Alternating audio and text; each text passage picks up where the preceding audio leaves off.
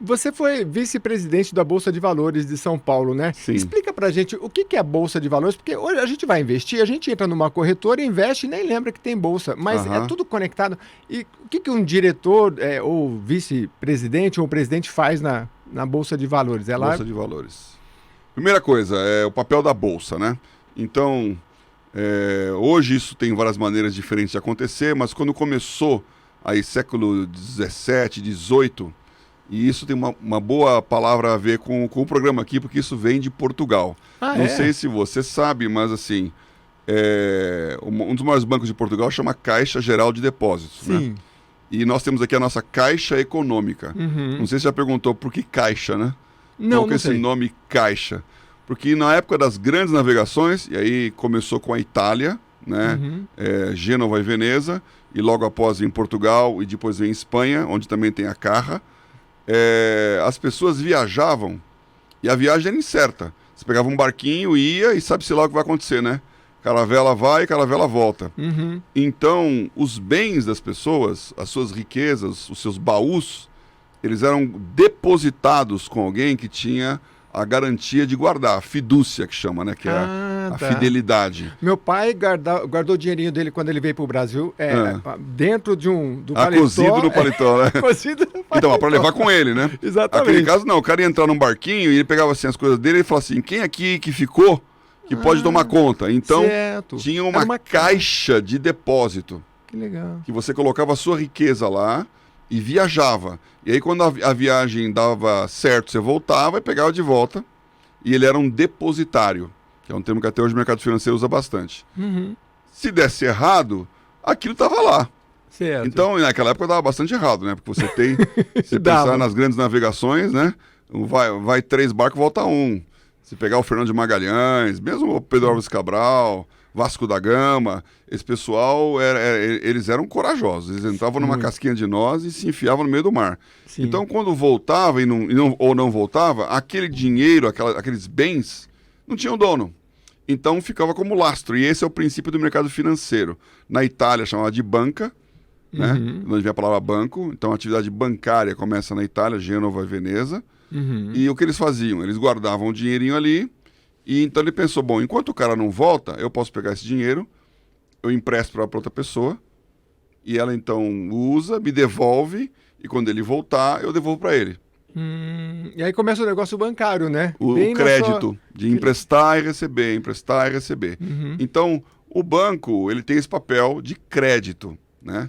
De pegar uma coisa e devolver. No curto prazo ele empresta para alguém, no longo prazo ele capta de alguém, que guarda depositado lá no cofre dele, como era o dinheiro. A história do crédito também é sensacional, né? Eu estava lendo o Yuval Harari, aquele historiador israelense, né? Ele falando que o período que não se tinha o crédito, salvo engano, na Idade Média, ficava estacionado. A partir do momento que o homem falou assim, não, eu posso ter crédito e eu posso evoluir, eu não preciso alavancar, aí foi que a humanidade deu um salto, né? Com certeza. Isso foi a partir de quando? Então, em termos de história da humanidade, você tem altos e baixos. Porque até a Idade Média, as civilizações que floresciam depois desapareciam. Sim. Então, quando você pega, por exemplo, falar aqui, assim, bem rapidamente, mas... a civilização egípcia, que foi uma das primeiras, Mesopotâmia egípcio, eles não tinham um conceito de crédito, eles tinham um conceito de riqueza agrária. Então era o Egito é um dom do Nilo, né? A frase do historiador lá. Então eles escolhiam, guardavam. Agora, quando você pega a história bíblica de José, o que ele fazia? Ele foi o primeiro que estruturou isso. José do Egito. José do Egito, que é um hebreu, que vai como escravo para o Egito, né? Ele é vendido pelos irmãos como um escravo para os midianitas, que fazem uma caravana de comércio, vão até o Egito, vende ele lá, ele vai trabalhar na casa do general lá, que chama Potifar, e aí então ele começa a crescer. Aí quando ele cresce, a mulher do Potifar tenta pegar ele, e ele se segura, aí ela acusa ele de ter feito o contrário, vai para a cadeia. E na cadeia ele interpreta os sonhos, ele era né? E aí, então, um sonho é o sonho do copeiro do rei. E ele sonhou que tinham 7 vacas magras, daí vem essa expressão. A história das 7 vacas magras e o tempo das 7 vacas gordas. E tinham 7 vacas gordas, estavam lá pastando no rio, à beira do rio, bonitinhas. Aí vinham 7 vacas magras e comiam as vacas gordas. Então, ele interpretou o sonho para o faraó, foi quem teve o sonho, o copeiro do rei, ele tirou da prisão, com a interpretação do sonho de José, e foi para o faraó teve esse sonho das vacas magras e vacas gordas, e o José interpretou, dizendo, olha, isso é o seguinte, vou ter 7 anos de abundância e fartura, e depois ter 7 anos de grande pobreza. Então, nesses 7 anos de abundância, construa silos, faz armazéns, guarda riqueza e revende depois nos 7 anos de...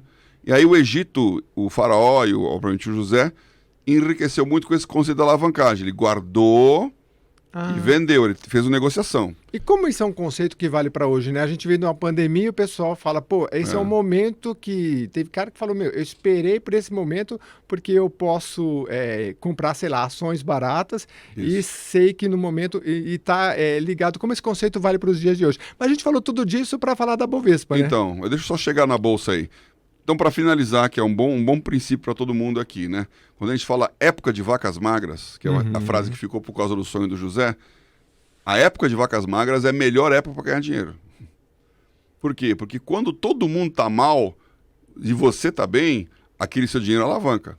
Sim. Então, você tem o que ninguém tem, então você está vendendo caro. A época que quebra na safra e não tem produto, não tem mercado agrícola, qualquer coisa, quem tem vai vender caro. Então, a época de ganhar é na época da vaca magra. É na época da crise que você sai. Então, a bolsa, ela surge um pouco mais para frente já, dentro desse conceito de idade média, pensando assim, bom, eu tenho um cara que quer comprar, tem um outro cara que quer vender. Como é que eu encontro o outro? Como é que você cria mercado? Certo. Então, você tem que ter um lugar físico que você vai e você apregoa. Você fala, eu tenho isso e quero vender. Certo. E o outro fala, eu tenho a necessidade de comprar e pago tanto. Então, você tem a formação do preço num pregão, ou seja, você apregoa.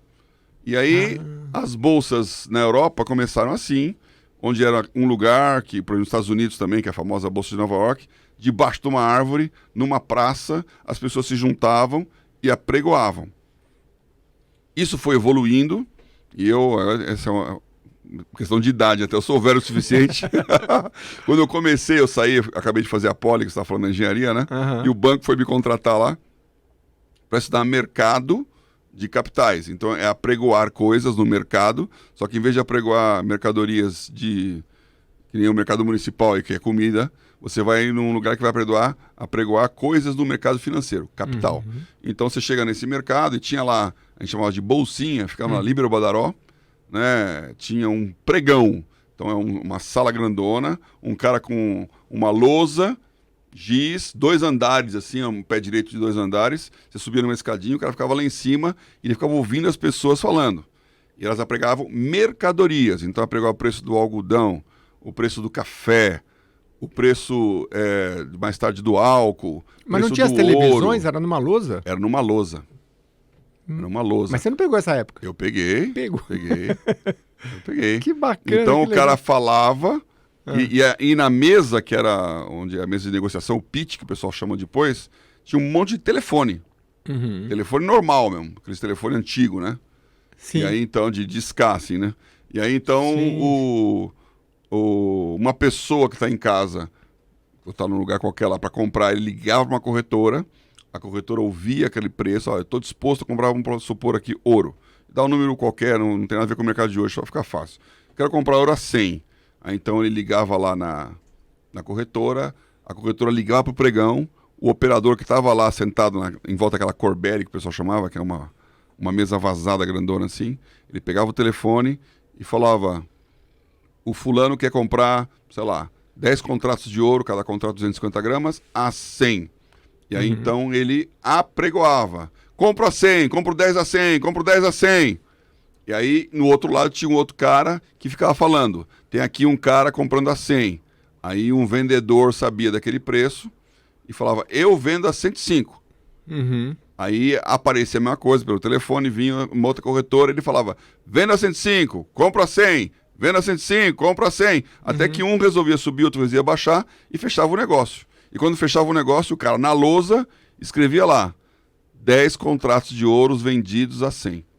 E hoje o programa tem o apoio do Atlantic Connection, que é uma empresa da Atlantic Hub que leva empresários brasileiros para Portugal. Vai ter um evento muito bacana no dia 12 de agosto, a partir das 8h30 da manhã, na Casa de Portugal. Das 8h30 da manhã até as 6 da tarde. Você que é empresário brasileiro, olha, fica muito atento. Já pensou você ter ali no seu cartão de visita Brasil, Portugal, se internacionalizar? É isso que eles fazem. E você vai ter acesso aos melhores, a nata aí do empresariado brasileiro e português, sobre marketing, questão jurídica, nacionalidade, como é que você se instala em Portugal, a partir de Portugal para a Europa. É muito bacana, tem um chefe que vai ter uma gastronomia bem bacana para você participar. Se você quiser participar, mesmo que você não pense em ir para Portugal, se internacionalizar nesse momento, vai participar do evento. Eles levam você para o Web Summit, que é o maior evento de tecnologia e inovação na Europa e que fica em Lisboa, tem todos os anos. É muito legal, eu já fui.